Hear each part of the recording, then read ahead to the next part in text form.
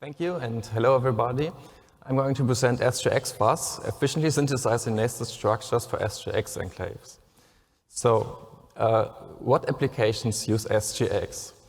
Like Daniel started, there may be password managers, but it turns out that they don't use SGX, or at least anymore.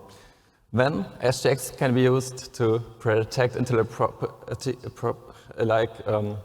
when you run the enclave on a remote machine, you can be sure that this code is secure, even if the system is compromised. Next, there are fingerprint drivers that store the biometric data in SGX enclaves, so an attacker cannot leak this data if he attacks the system. You already heard about the model of SGX. For this talk, it's especially important to go one level higher to the software side. The SGX application consists of a host application in the untrusted world and the secure enclave. And during this application, the host application calls into the enclave, and the enclave processes these untrusted data, combines these with the secure stored keys, and sends back the results. Here, it is important that the untrusted data passes the trust boundary. And you can imagine this like a library, like a C library. The enclave provides a function interface, and the host application calls into the enclave with a set of parameters. So let me talk about the history of vulnerability detection in SGX enclaves. There's a tale of two worlds. This paper analyzed manually the SGX SDKs and found several vulnerabilities. Then we presented T-Rex, which uses symbolic execution to detect memory corruption vulnerabilities. This paper also shows that SGX enclaves are highly exploitable.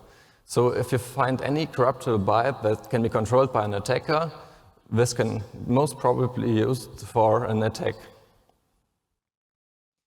Then there's coin attacks. These use a symbolic execution to find concurrency bugs within SGX enclaves. Now, symbolic execution has some limitations. For example, the most important challenge is the state explosion.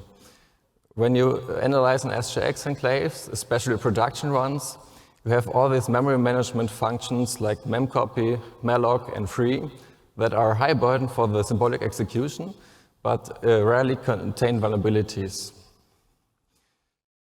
This leads to false negative results because interesting code might not even be reached. There may also be some false positive results because the memory model is not that accurate to the real system. For example, T-Rex only emulates a secure world, so you have to manually verify if the pointers are actually attacker controllable. So now we present SGXFuzz, which provides enclave fuzzing at native speed. It provides accurate results for productive enclaves, fully automatic. We achieve about twice the coverage of the T-Rex analysis. So to the principle of fuzzing, a fuzzer is a program that generates mostly random input, sends this to the target process. The target process is analyzed for the coverage, and then the fuzzer checks if new code is reached or even if a bug was triggered. And now it generates, using this information, the next fuzzing input. Now when we try to fuzz an SGX enclave, there are a few challenges. First, enclaves are of course not observable by design, because this is the most important point of SGX. But for us, this means we cannot extract coverage data. Second, SGX enclaves are like a library and have a function interface. So you have to generate structured input, and the classical linear input does not work. So therefore, we built a dumper and runner inside of SGXFuzz. This dumper extracts the code and the data from the enclave and compiles it into a runner. The runner emulates the entry to the eCall And now we can just natively execute the equal code because it's just x86 code.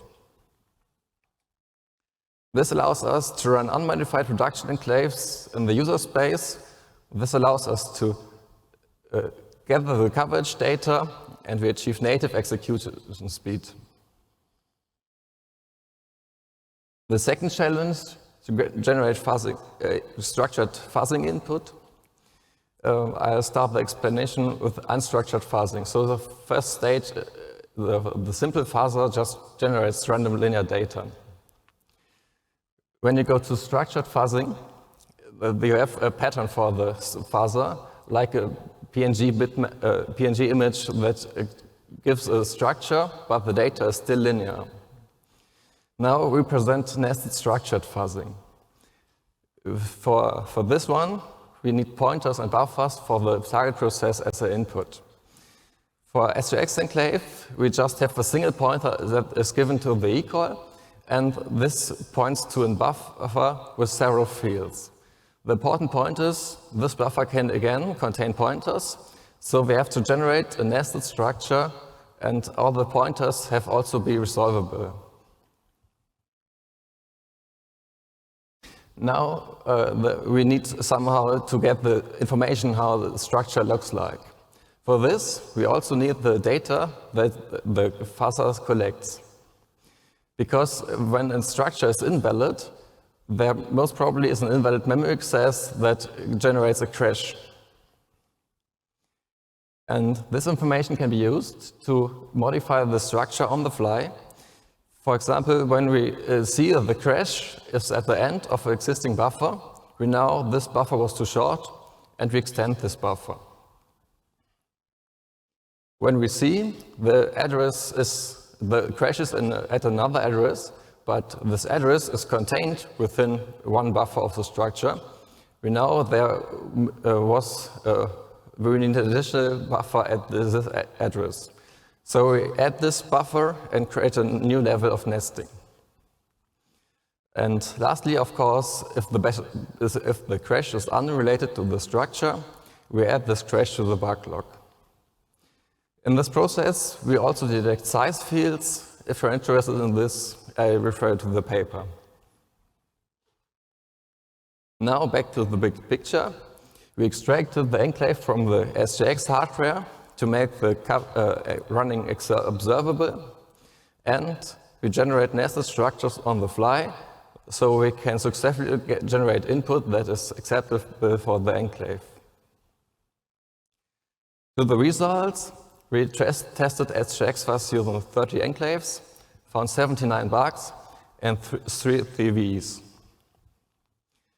There are 2 notable groups. We have 7 closed source enclaves, which are all fingerprint reader drivers, and 7 open source enclaves that contain bugs.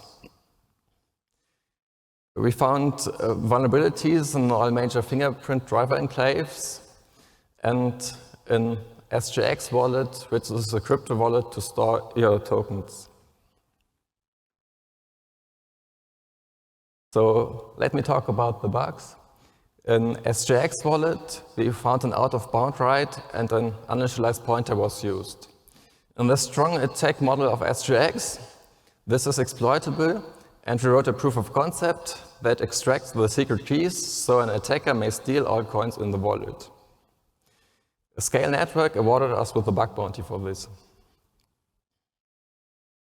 Next, we have the fingerprint driver enclaves. First, the Synaptics enclave contained an integer overflow in the size calculation, which led to a buffer overflow. Next, the Goodix fingerprint driver enclave contained a null-pointer dereference, which leads to an arbitrary read. This is especially notable for SGX exploitation because the null page is attacker-controlled in the attack model of SGX.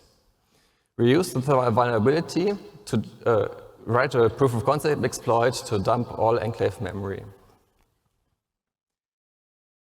Then we have the ELAN and JingJTech enclaves, which contain very many bugs, including unchecked callback pointers. So we have arbitrary code execution within the enclaves. This shows The security testing is essential for SGX enclaves, and this is SGXFuzz is effective to find these vulnerabilities.